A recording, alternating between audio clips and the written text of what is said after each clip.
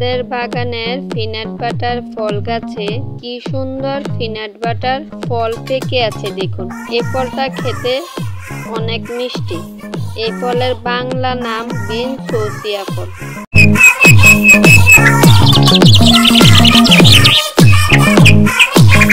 গাছ পাকা এই ফলটিকে নিজ হাতে হারভেস্ট করেছি দেখুন।